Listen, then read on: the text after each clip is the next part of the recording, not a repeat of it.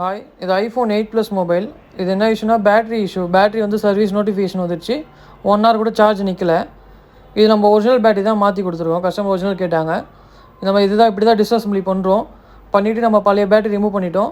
புது பேட்டரி வந்து அதான் ஒரிஜினல் பேட்டரி. இது நம்ம வந்து ப்ரோக்ராம் பண்ணுவோம். இந்த மிஷினில் தான் ப்ரோக்ராம் பண்ணணும். பேட்டரி ஹெல்த்தை 100% நம்ம ரெடி பண்ணிவிட்டு இதில் ஃபிக்ஸ் பண்ணிட்டோம். இப்போ இந்த ஃபோனில் வந்து பேட்டரி மட்டும் மாற்றியாச்சு. பேட்டரி ஹெல்த் வந்து 100% இருக்குது. ஒரிஜினல் பேட்டரி தான் நம்ம மாற்றிருக்கோம். நம்ம கஸ்டமர்கிட்டே கேட்போம் பேட்டரி எப்படி இருக்குன்றது கஸ்டமர்கிட்டே கேட்போம். சொல்லுங்கள் ப்ரோ, இப்போ பேட்டரி நான் மாற்றி கொடுத்தேன். உங்களுக்கு சாட்டிஸ்ஃபேக்ஷனா பேட்டரி? எனக்கு சாட்டிஸ்ஃபை. ஒரிஜினல் பேட்டரி தானே உங்களுக்கு? ஒரிஜினல் பேட்டரி தான். என் கண்ணு எடுத்த மாதிரி. உங்களுக்கு இப்போ பேட்டரி ஹெல்த் வந்து 100% கட்டுது. இஷ்யூஸ் எதுவும் இல்லை.